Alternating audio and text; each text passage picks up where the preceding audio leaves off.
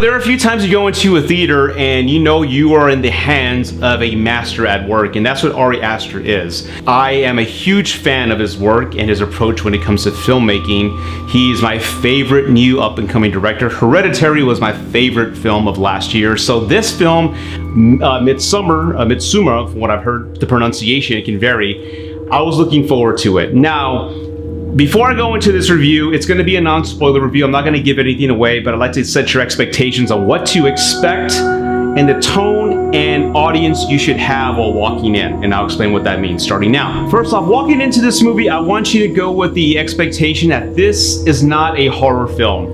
It's not. I did put a post on my social media accounts earlier today. I compared it to The Shining, I compared it to The Wicker Man, and Cannibal Holocaust. Now, if you notice, those films have a cerebral horror effect on you. Maybe not during the first initial viewing, but afterwards. Like after you watch these films, you want to go study a little bit more about it, how it was made, the mythology, the thought process behind the writer director to create these worlds of environments. That's what's made these films long lasting. And that's what this film is to me. And that's what I'm comparing it to. So don't go in expecting a jump scare fest like you've seen with the Annabelle films, or expect something terrifying. You're gonna walk in and see something unfold before your eyes, and you're gonna feel incredibly uncomfortable. That's the best way I can describe this film. And that's exactly what Cannibal Holocaust did. It's not frightening, but you're watching something unfold and you're like,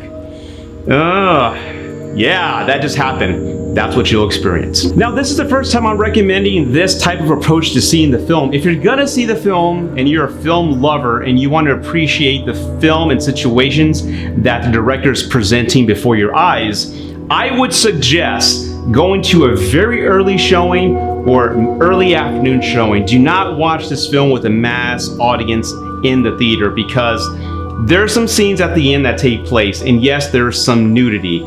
And I saw it when it was happening as a very bizarre, uncomfortable environment. I was like, I can't believe they're showing that, but I felt very uncomfortable watching it. Most people can't handle that, and they started laughing. So it was a very juvenile, immature theater. People were laughing, and it kind of took away from the moment for me. So my recommendation is, if you don't want any distractions or anything like that affecting your film experience with this wonderfully made film, go to an early showing or early afternoon. Avoid a mass crowd. Now, the two main characters in this film is Danny. She's the female protagonist, played by Florence Pugh, who gives an amazing performance. And then we have Christian, who's played by Jack Renner. The film's circling around them. It's in this film, if I were to call it anything, it's a breakup film in a fantasy world setting. I know that's incredibly vague, but that's exactly what it is. And if you notice, there's a common trend between Hereditary and this film, Midsommar. They're heavily focused on family and grief and how a person handles grief.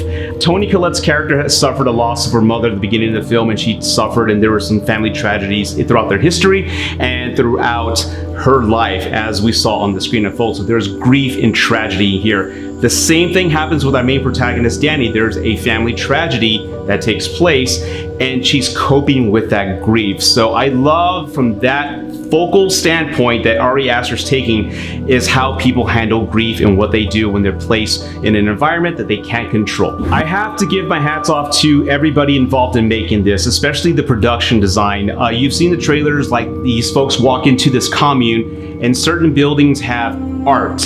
Every square inch of a barn is just laid out with art. And I keep thinking to myself, as a filmmaker, think about the artists, everybody involved who had to hand draw these images that tie to mythology that was created by the writer, and have all that sync up and make sense. It was beautifully made. I am in awe in what I saw, not just from pointing the camera at something, but just building this world. It made sense. It didn't feel artificial. Similar to John Wick. You know, in John Wick Part 1, we're slowly introduced to this world, the hotel, the coins, how things work, there's rules. You didn't have 30 minutes of exposition explaining what the world was. You're just slowly stepping into this space and you're understanding it as you go. Same thing here. You're following these folks and you're learning about the mythology, the culture, and it's unraveling before you. And some of it's shocking, some of it's odd, and some of it's like, whoa, that's kind of weird.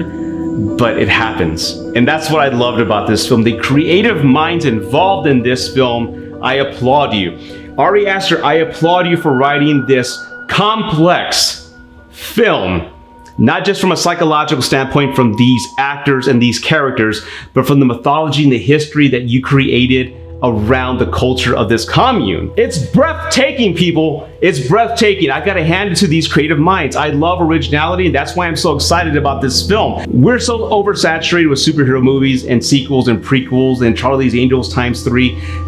This is a wonderful breath of fresh air, and it just reinvigorated my passion for filmmaking and movies. And I thank you, A24, Ari Aster, for making this film. I absolutely loved it. So folks, my thoughts on Midsommar. I'm giving this film a 100. It's what I want. This is what I want Hollywood to give me. This is not going to be a film for everybody, mind you. If you're used to the Annabelle films, the jump scare fest, those silly films that come out, do not go see this film. You have to be a lover of filmmaking, be patient, and just watch this world unfold before your eyes. As always, guys, thank you for watching Rudy's Movie Review, San Antonio's unofficial movie critic. Please take care, God bless, and live long and prosper. And I'm out.